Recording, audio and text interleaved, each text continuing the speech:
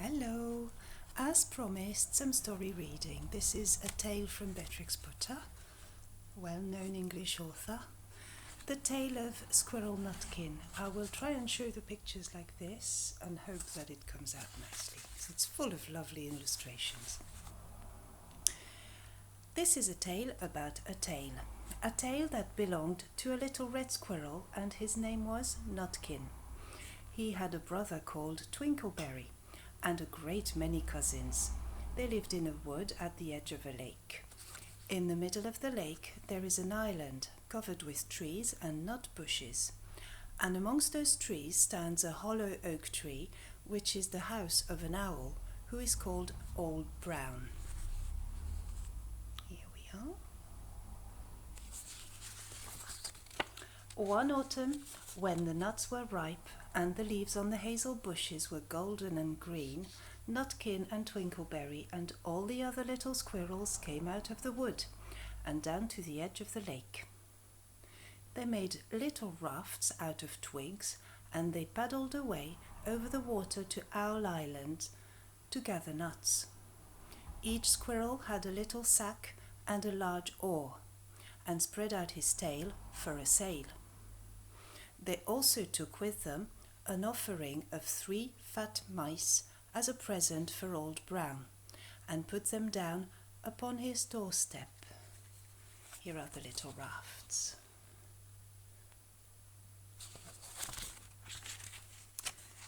Then Twinkleberry and the other little squirrels each made a low bow and said politely, "Old Mr. Brown, will you favour us with permission to gather nuts upon your island?"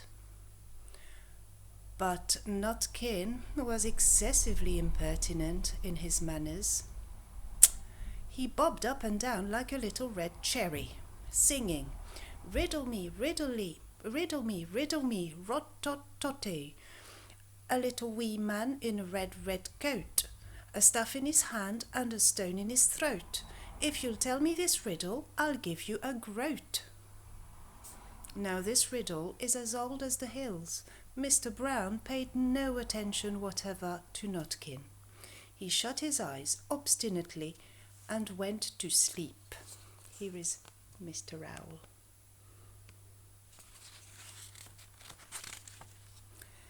The squirrels filled their little sacks with nuts and sailed away home in the evening. But next morning they all came back again to Owl Island, and Twinkleberry and the others brought a fine fat mole and laid it on the stone in front of Old Brown's doorway and said, "Mr. Brown, will you favour us with your gracious permission to gather some more nuts?" Here's the pictures of the squirrels with their little sacks. But Nutkin, who had no respect, began to dance up and down, tickling old Mr. Brown with a nettle and singing, "Old Mr. B, riddle me ree, hitty-pitty within the wall, hitty-pitty without the wall. If you touch hitty-pitty will bite you." Mr. Brown woke up suddenly and carried the mole into his house. He shut the door in Nutkin's face. Presently a little thread of blue smoke from a wood fire came up from the top of the tree, and Nutkin peeped through the keyhole and sang, "A house full, a hole full, and you cannot gather a bowl full."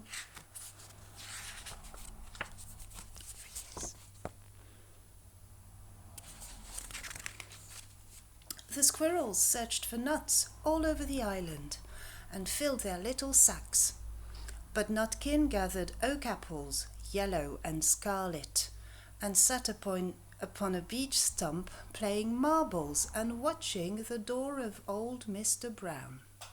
On the 3rd day the squirrels got up very early and went fishing. They caught 7 fat minnows as a present for Old Brown.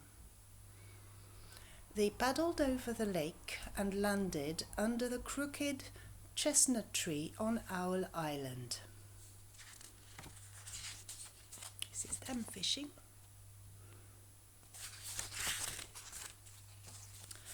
Twinkleberry and 6 other little squirrels each carried a fat minnow, but Nutkin, who had no nice manners, brought no present at all. He ran in front, singing, "The man in the wilderness said to me, 'How many strawberries grow in the sea?' I answered him as I thought good, 'As many red herrings as grow in the wood.'" But old Mr. Brown took no interest in riddles, not even when the answer was provided for him.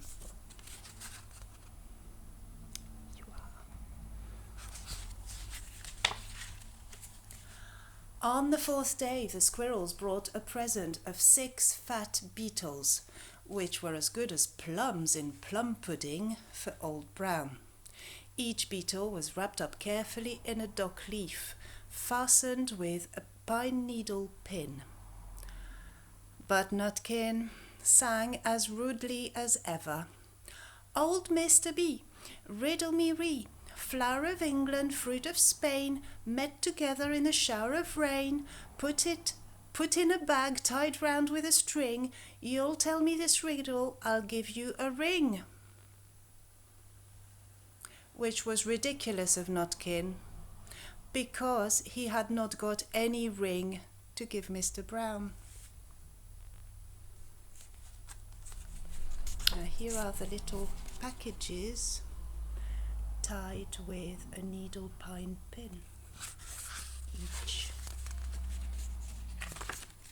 The other squirrels hunted up and down the nut bushes, but Nutkin gathered robin's pincushions off a briar bush and stuck them full of pine needle pins. On the 5th day, the squirrels brought a present of wild honey. It was so sweet and sticky that they licked their fingers as they put it down upon the stone. They had stolen it out of a bumblebee's nest on the tippity top of the hill. But Nutkin skipped up and down, singing, "Hum-a-bum, buzz, buzz, hum-a-bum, buzz. As I went over Tipple Tine, I met a flock of bonny swine, some yellow-nacked, some yellow-backed. They were the very bonniest swine that e'er went over Tipple Tine." And here we are, Nutkin, with his little pincushions. Old Mr. Brown turned up his eyes in disgust at the impertinence of Nutkin, but he ate the honey. The squirrels filled their little sacks with nuts, but Nutkin sat upon a big flat rock and played ninepins with a crabapple and green fir cones. On the 6th day, which was Saturday, the squirrels came again for the last time. They brought a new-laid egg in a little rush basket as a last parting present for Old Brown. Here we are, Old Brown. Can you see somebody peeking round the corner? But Nutkin ran in front, laughing and shouting, "Humpty Dumpty lies in the beck, with a white counterpane round his neck. 40 doctors and 40 wrights cannot put Humpty Dumpty to rights." Now old Mr. Brown took an interest in eggs. He opened one eye and shut it again, but still he did not speak.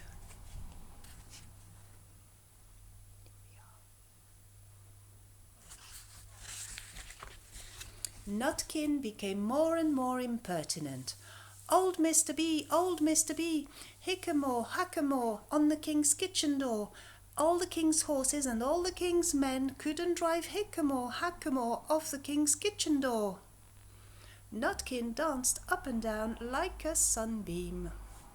But still, Old Brown said nothing at all.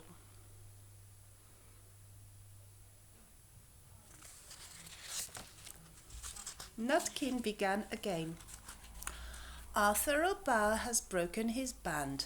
He comes roaring up the land. The King of Scots with all his power cannot turn Arthur off the bower."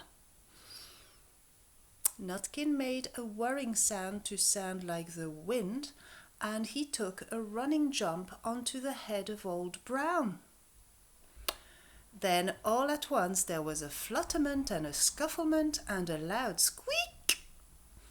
The other squirrels scuttered away in the bushes. This is it.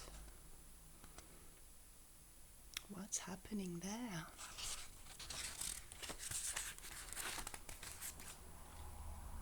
When they came back very cautiously, peeping round the tree, there was Old Brown sitting on his doorstep, quite still, with his eyes closed, as if nothing had happened. But Nutkin was in his waistcoat pocket. Here we are, peeking round the tree. This looks like the end of the story, but it isn't. Old Brown carried Nutkin into his house and held him up by the tail, intending to skin him. But Nutkin pulled so very hard that his tail broke in two, and he dashed up the staircase and escaped out of the attic window. There he is, escaping. And to this day, if you meet Nutkin up a tree and ask him a riddle, he will throw sticks at you and stamp his feet and scold and shout "Cuck-cuck-cuck-cuck-cuck," which is the noise squirrels make when you disturb them. The end. Tale of Squirrel Nutkin.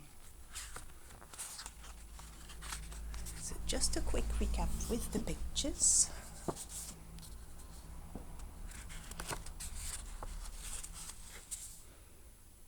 They are really worth having a quick look at.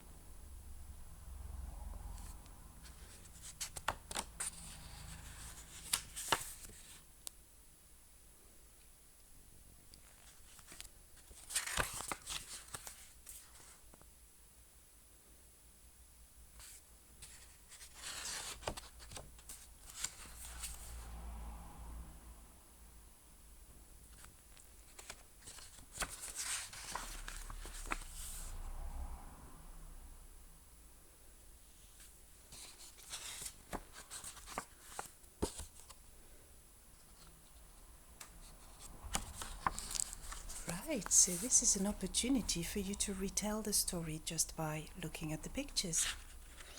I'm going to choose one page for the avid readers out there to read aloud. This one.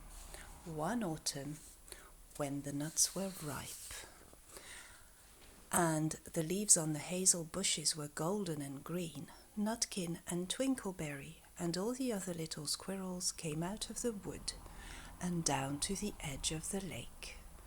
They made little rafts out of twigs, and they paddled away over the water to Owl Island to gather nuts. Each squirrel had a little sack and a large oar, and spread out his tail for a sail. They also took with them an offering of 3 fat mice as a present for Old Brown, and put them down upon his doorstep. I'm going to hold it up to the screen so you can read it yourselves, hopefully.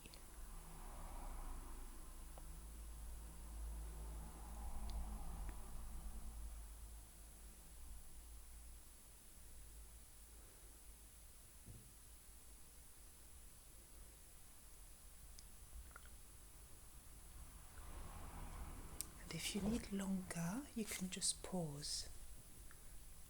Here we are. Bye.